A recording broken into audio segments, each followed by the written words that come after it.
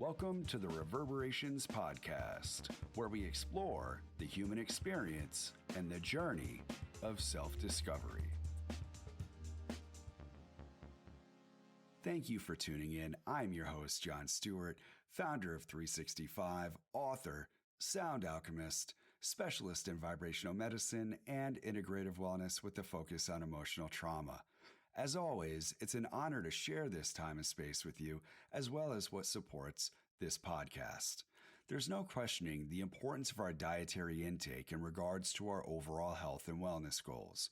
Known as a transformation company, I was introduced to Purium a little under a year ago and implemented it as a staple in my daily personal and professional practice. Designed in consideration of human physiology, human metabolism, and human potential, the Daily Core 4 is made up of 4 pillars of natural Purium products to cleanse the body and satisfy its critical needs at a cellular level. Their products fit any preferred dietary lifestyle, whether you're looking for detox, life transformation, nourishment, weight loss, immune support, fitness, gut health. You will be supported on your journey.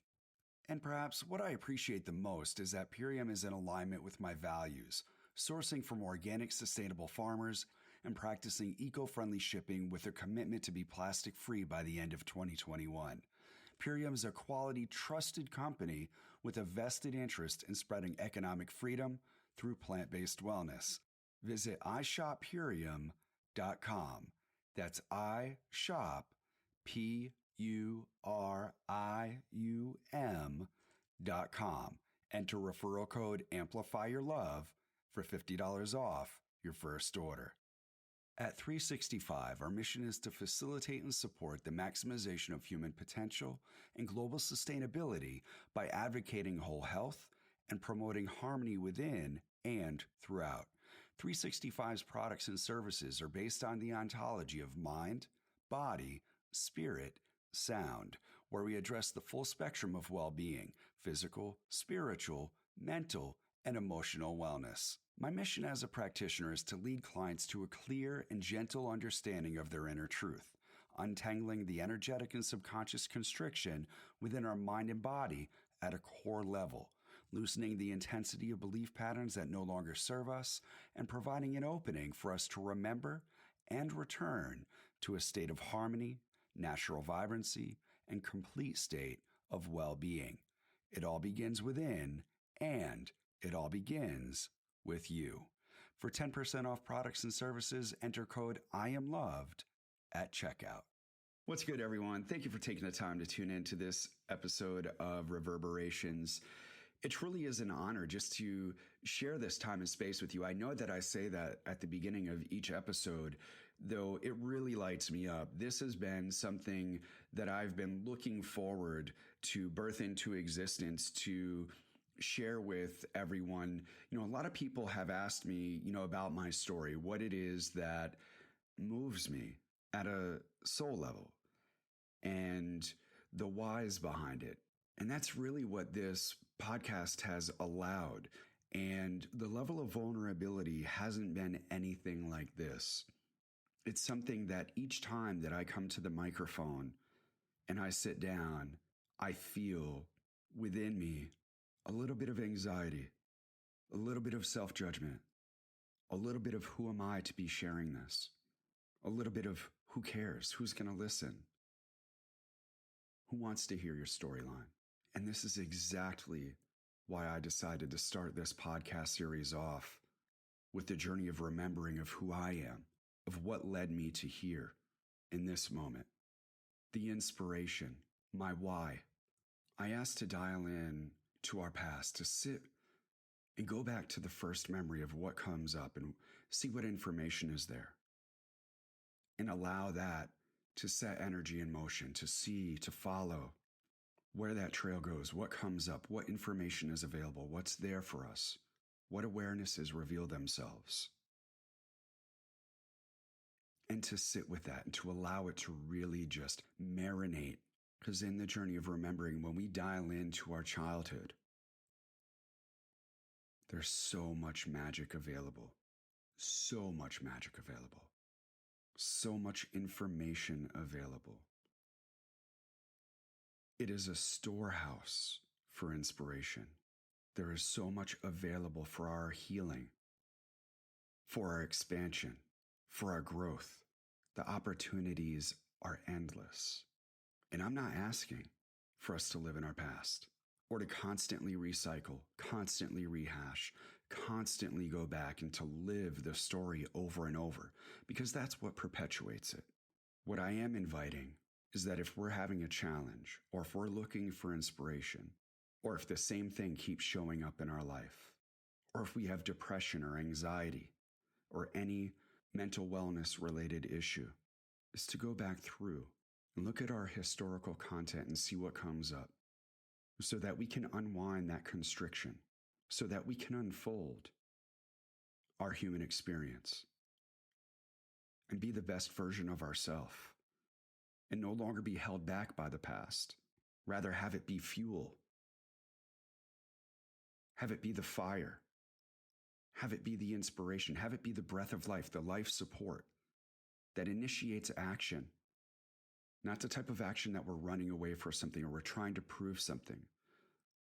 Rather, the action that is so rooted in gratitude, in forgiveness, in unconditional love. And I'm going to say it again, gratitude. Being so grateful for where we are now. For where we are now. And observe it without the attachment. Simply tune into the energy of it and recognize what's ours and what's not. What is energy that we need to discard? What is energy that we wish to sustain? So that we can be efficient and effective in our day-to-day processing. Utilizing our emotions and understanding them, because if we look at the word emotion, energy that we set in motion, energy in motion. So if everything that we do, everything that we think, every engagement is an energetic expression, meaning that we use energy, there's an energy expenditure, there's a transfer of energy. It's a formula. For every action, there's an equal and opposite reaction. There's a transfer of energy dynamic that is there. So with each thought, with each action, with each engagement, there is an exchange of energy. And the goal is to have that be a harmonious relationship, a sustainable relationship, to where it's an equal exchange so both parties are able to meet in the middle, even if there's a disagreement, of recognizing that space in between, of what's ours and what's not. Do we wish to engage? Do we wish to not engage? Is this something that is sustainable? Is this something that I wish to have more of? If I do, what do I need to do to be able to sustain this? What is my role in this? That's the level of accountability and responsibility. And when we look back at our own life and we unwind these patterns and we look at these patterns, not for the sake of beating ourselves up or looking how shitty we were as a human being or the woe is me of all this shit happened to me, of just getting real with what is ours and what is not, and what situations and what patterns have perpetuated throughout our life, and how we can now utilize that information, utilize that fuel, so that we can support ourselves in a more sustainable and harmonious human experience in this time, in this lifetime, not next lifetime, right here, right now. We deserve that. We all deserve that. Regardless of skin color, regardless of age, regardless of sexual preference, regardless of gender, regardless of nationality, regardless of economic status, regardless of any degree of separation that we come up with, we are human beings. We have reached a level of consciousness that if we choose, we can shift the dynamic of how we live and shift the dynamic of life here now. We have to be willing to do that for ourselves. Again, a large part of this is looking in our past, looking at a series of patterns that continue to reveal themselves, looking at moments of when there was joy, looking at these moments of where there's this charged energy, and tapping in and tuning into that, of looking at our life in the charged moments and dialing into the information that's available there so that we can have all that we desire right here in this moment. And where we're at in episode 2 was looking at the things in my life that were the framework for my soul's yes, of my soul's yes. That would be the guide for my life no matter what. It would be a reference point for me to go back to and look at and say, that's where it was. 6th grade. 6th grade had some of the most potent life experiences. So much happened in and around 6th grade that it is the epitome of why this podcast is called Reverberations.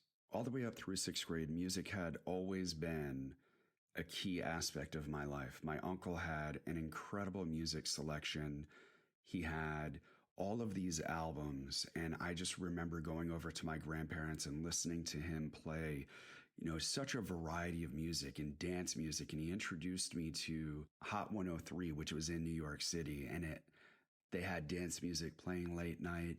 And then I started getting into all these other radio stations, WBLS 107.5 and 98.7 KISS. And that's where I found hip hop. And I was like, what is this? This is real. This is raw. These are people speaking their truth. These are people sharing their stories. This is what's really going on.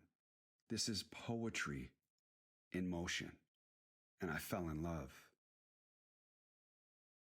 Like I said, I'd been a writer, a poet, though this was something that I could put my poetry to a beat. And I started getting into it. I started getting into the whole entire culture. I had already been into dancing, though when I found breakdancing and emceeing and a way to express myself and tell a story through my dance movements, I would much rather my words express what it was that I was feeling, allow my words to paint the picture. And so I did. I began writing rhymes. I began telling my story to the beat. I began practicing breakdancing and writing rhymes all day, all night. It was therapy. It still is therapy to this day. If you listen throughout the podcast, at the end, I'll play one of my recent tracks that I had written. Still here to this day, it's something that allows me to get my creative expression out of where I'm at. And it's something near and dear to my heart. So music really began to take over and envelop my whole being. Just at the same time that tennis really began to take off as well. I was playing in tournaments all over New England. And one of the craziest things, I was just reflecting on this recently, is that at 11 years old, I got myself sponsored by Wilson. I wrote letters at 11 years old to all the top companies, Aless, Fila, Sergio Tacchini, Puma, Wilson, Yonex, Prince. I wrote them all and I laid out all of my accolades, my rankings, my winnings, my dedication, my practice, where I wanted to go to school. At 11 years old, I sent letters to the agents of these corporations and sold myself on getting sponsored. And I ended up getting sponsored by Wilson, and I made it happen. Like I said in the previous podcast, I was doing it for a lot of reasons. The main reason is I wanted to be recognized for my accomplishments. That if the ones that are closest to me aren't going to recognize, then I'm going to take it to the next level. And I'm going to keep pushing. And I'm going to keep going. And I'm going to be the best version of myself. And I'm going to show and I'm going to prove. Because I am enough. And I am worth it. And tennis is where I took my anger out. And this is where one of the key beliefs that came to me was through tennis. Is have an outlet for our anger.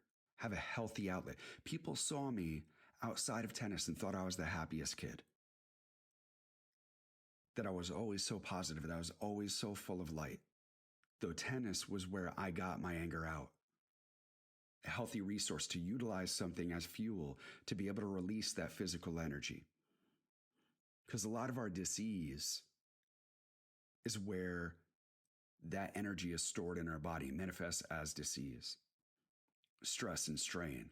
So being able to have a healthy outlet for that so that it's not stuck in our head, that it's not stuck in our body, tennis was that for me. And that was about to change too. I'll share with you, basically, tennis was about to be the last thing that I wanted to be involved in when it was everything to me. So as music is coming up to offer me a platform for my healing, for my passion, for my purpose, tennis was slowly falling by the wayside. Then 6th grade, new school, new John. And there was this one girl I saw her, and I was like, oh my God. My whole being lit up. And I was like, like when you see something, it's like the whole world just stops and everything just illuminates and just like caught in this like stupor.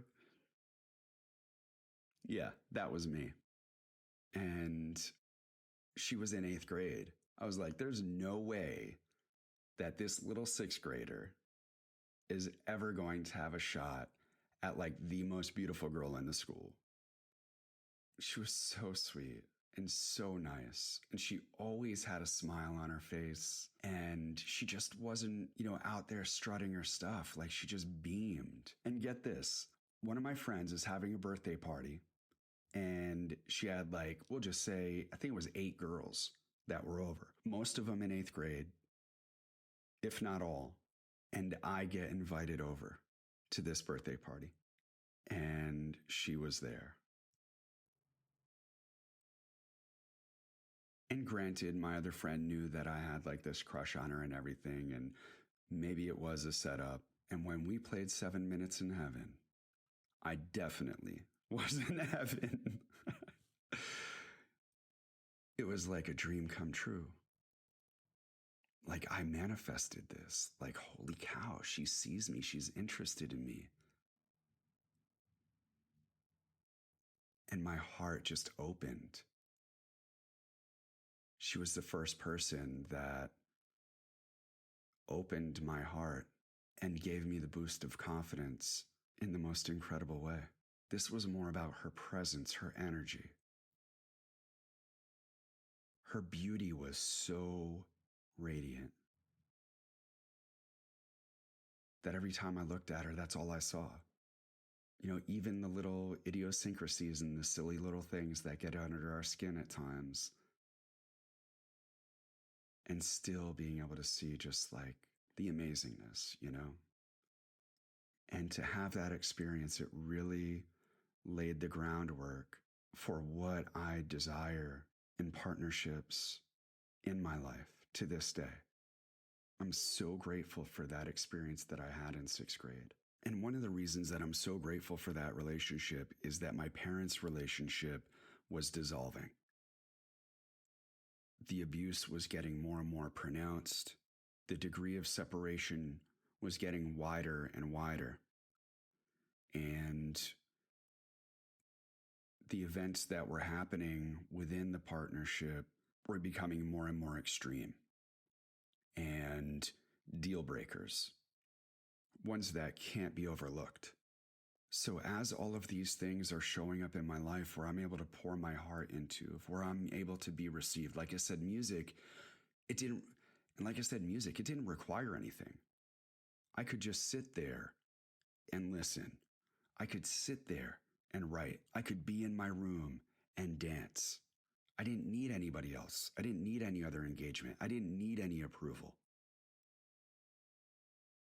And then this relationship showing up of where someone saw who I was, saw my kindness, saw my commitment.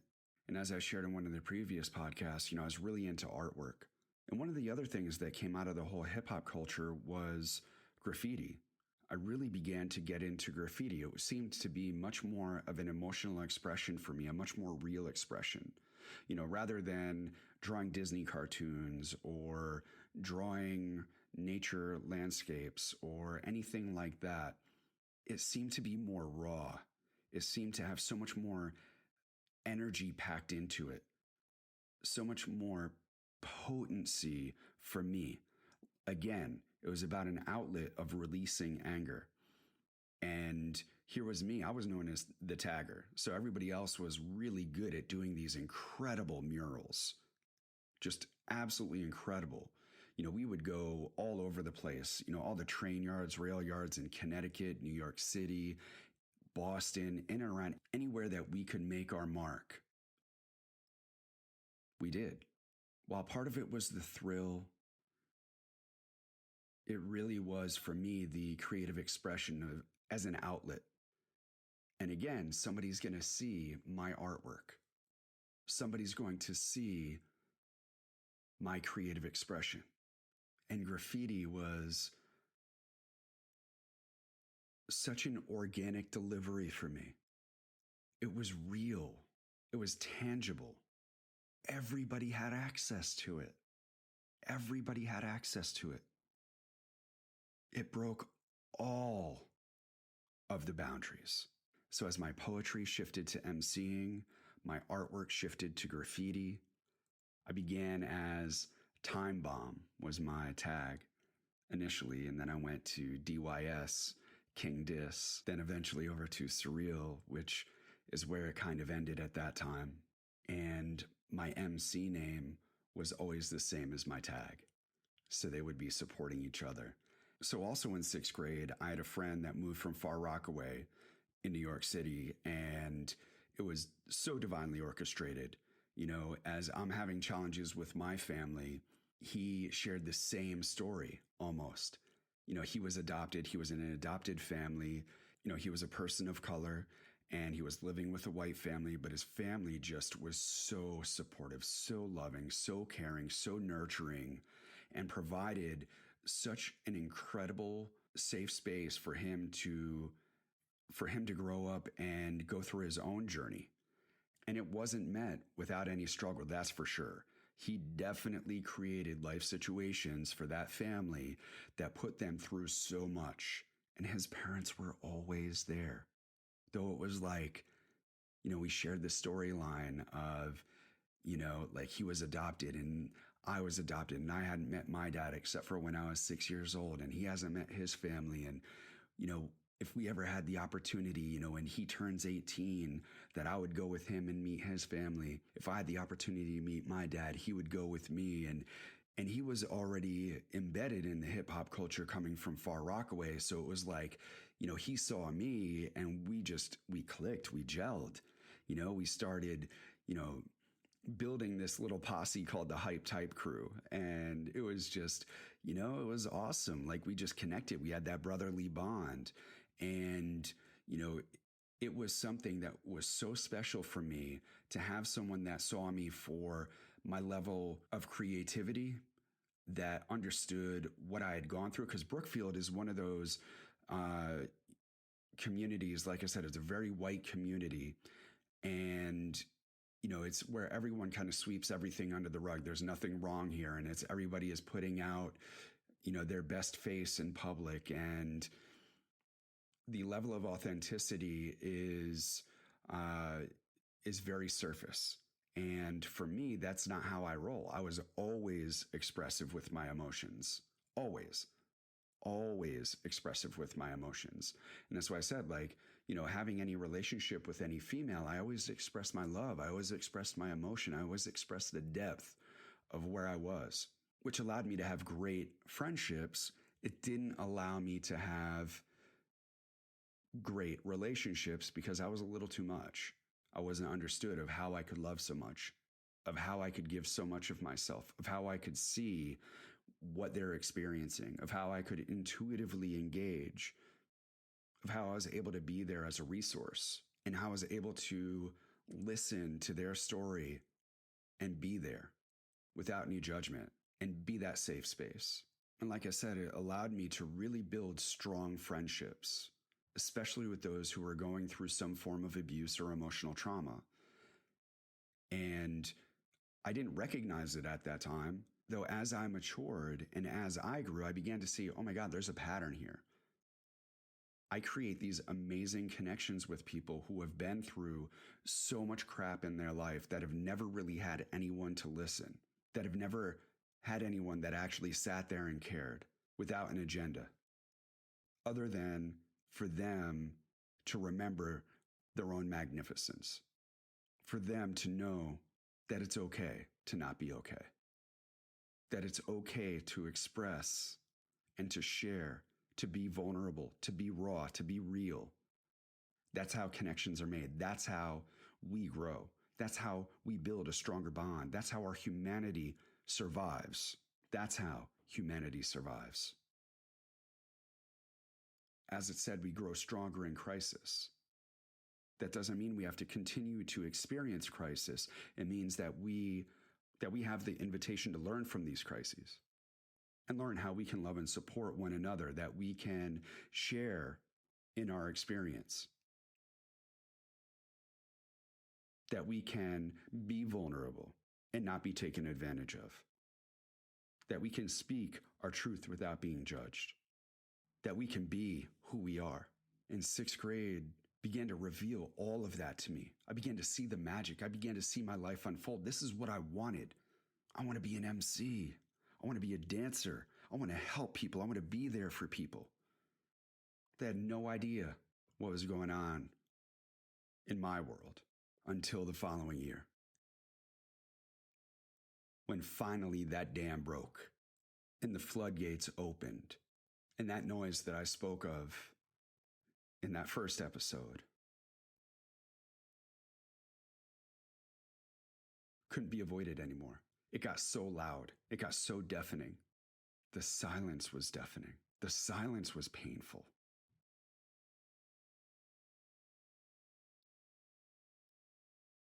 And here it is. I had a brother, a year old and 2 years old, fresh into this world, coming into a shitstorm. And I'll never forget the moment. The abuse and everything had been picking up. And I'm not going to blame it on one person or the other in my family. I actually saw both sides, believe it or not. Now, to give a little backstory, the alcohol was definitely amplifying everything. So I come out of my room and I witness a situation of where I felt that one of my parents' life was in danger. And I went to go call the cops, and that opportunity was stripped away. The phone was ripped out of the wall, and I turn around and I see my brothers there. I don't know what would have happened if I had not stepped in. And that's something that I think about all the time, of when I see situations before me. If I don't step in, if I'm not the one that does it, what could happen? Because I had to choose in that moment what would support the choice that would create the most optimal outcome, not just for me, for all parties involved. So back in the day, having your own phone number and having your own phone in middle school was like, that was the thing. Not just call waiting or a party line, but having your own phone number so you could talk to your friends till 3 a.m. and, give out your own phone number. Like that was the thing, And I had just gotten my phone, and I was like, I got my own phone. And I ran into my bedroom and I called the police. And it forever changed the trajectory of everybody's life in that room, and sent reverberations throughout the community. It revealed the truth of what rumors may have been circulating at that time. I had no idea what was going to happen. What I did know is that was definitely going to be far different than my experience up to that point. My parents had separated. My mom was working 3 jobs with a 1 and 2 year old. I'm in 7th grade, taking care of a 1 and 2 year old so my mom could work an overnight job. Basically, I began being trained as a father. And I knew that I always wanted to be a father. And I was always told that I was going to be a great father, getting them ready in the morning, getting myself ready for school in the morning. Tennis was out the door. At that point, I was so angry, and tennis was hardly an outlet at that time. With my mom working and my stepfather no longer at the tennis club, and my mom not having the money to be able to pay for lessons, tennis no longer seemed like a viable option. So I began putting all of my energy into creative expression, into music, into dancing. Now, I still played tennis. I would practice all by myself in my garage we had a rebound net that I would hit for hours. Like I said, tennis was my passion. Tennis was everything to me. And I remember sitting out there for hours just blasting the ball. I couldn't just leave tennis. I mean, it was like literally what I was building myself up to be. I was building myself up to be one of the top tennis players in the world. And the reality of that no longer being a possibility based on my own perceptions of reality, I began seeking other means. And music was there to fill the gap. Music was there to be my therapy. Vibration was there to be my medicine. And in 7th and 8th grade, I began to pull away from my social engagements. I was embarrassed. In this wealthy community in Connecticut, I felt like such an outsider. Other than some of the close friends that I had shared with you that I had, that understood, that saw, I just didn't feel like I really had anything in common. So I began to check out. There was this group that my mom got involved in, Al-Anon, and she brought me along to this group called Alateen, and I met some other kids that were there, though it wasn't in my community, so there wasn't anybody that I knew. And it was great to know that there were other kids that were going through the same thing, and to know that there was a safe space that I could share what I was going through. It seemed like no one had these issues in Brookfield. It was like everybody was this perfect family. The white picket fence, the American dream. And here it is that my dream is in a WTF state. The one thing that I was happy about was that my parents were separated. My mom seemed happier. Even though she was stressed with work and having to put in all of the hours and to care for 3 kids, I don't know how she did it. I mean, to raise me from high school, to be in one abusive relationship after another, to give birth to 2 children back to back, and then have to do it all by herself with 3 children and still hold it down. So much gratitude. That's powerful. Though I remember the day that we're leaving the tennis club. We're backing out in our white station wagon out of the parking space. We get set to go, and she said, "Hey, we're going to go up to your grandparents." And that's where my stepfather was staying. And I was like, "Why?" She goes, "Well, I want to tell you now that your father and I are getting back together." I was so effing pissed. Like, next level pissed. And I remember when we got there, I wouldn't even go inside. I was so pissed. And it wasn't until recently that I shared how impactful that was. I was so pissed. Though my stepfather, like I said, he's a brilliant man. And when he is determined, when he is committed, he moves mountains. And he shifted from being a tennis professional to being one of the top agents in the United States in a matter of just a couple of years, and took us from a modest lifestyle to really being self-made, and showed me what determination, showed me what commitment, showed me what is possible when you put your mind to something, showed me that you can turn your life around. As they say, alcoholism is the disease of the attitudes, that it's really, we have to work on the attitude that's there because it's masking something else. While the alcohol was no longer there, the transfer of addiction went to work. And the reality is that it seemed like nothing really changed. Didn't seem like anybody was happier. Didn't seem like there was this joyful reconnection. It almost seemed as if they were trying to do the right thing and to prove to the other that they're doing the right thing. My dad was making the money to provide everything that my mom had wanted. My mom was doing all the things to be able to support his dream, though really they weren't happy. And that right there is where it all began to make sense to me. You can take care of yourself physically, you can go through the motions, you can do all of the things. You could be mentally on point, be as smart as could be.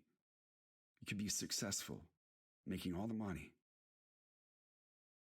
You could be eating all the right things, have the perfect dietary intake. You could be physically fit, hardly any body fat, though without that subtle energetic awareness of our emotional wherewithal, a daily practice to tune in with that, we build a castle in a sky rather than a foundation to build upon.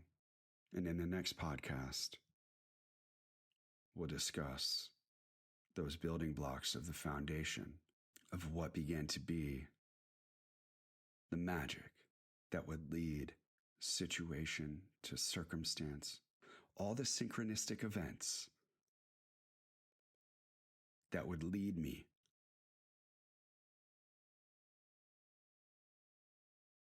to remembering who I am and what I am here to be of service to, on time and on purpose, with intent, and how these life experiences would be the building blocks that allowed me to connect all of the dots and embark on this journey of self-discovery and to facilitate the practice for others to remember their own magnificence. Thank you for taking the time to tune into this episode of Reverberations. There's so many stories that I want to share. I feel like I'm leaving out so much. So if there's any questions that you have, anything that you want to know more about, feel free to check out my website, 365.com. That's 360five.com. There you can book a session with me. We can take a deeper exploration and look at what patterns are showing up in your life, what is being revealed, what is ours and what is not, so that we can release that weight, so that we can release that energy and repurpose it and recycle it and revitalize the spirit that we have within, so that we can begin to engage and embrace in the life that we know to be true and create a more sustainable and harmonious lifestyle. That's how we create the ripple effect. That's how we reverberate and amplify the message of love. It's not about the romanticizing of it.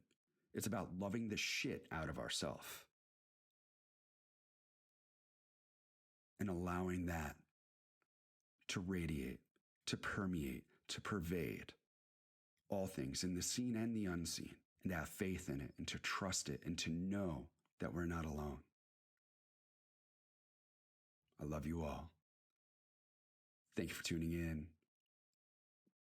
Again, please share, comment, send me a message, and I look forward to tuning in with you on the next episode. We are Love Amplified.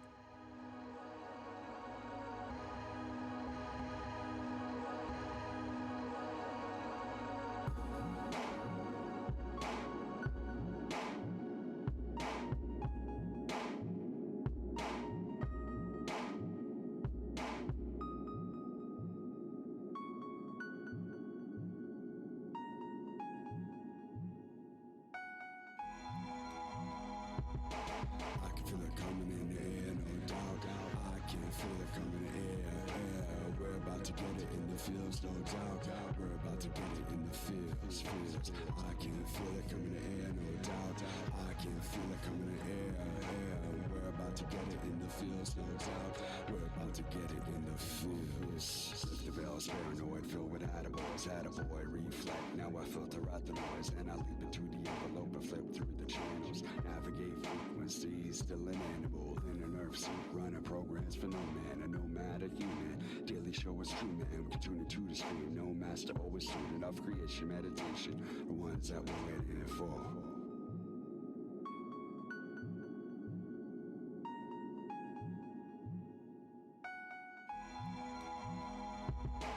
I can feel it coming in the air, no doubt.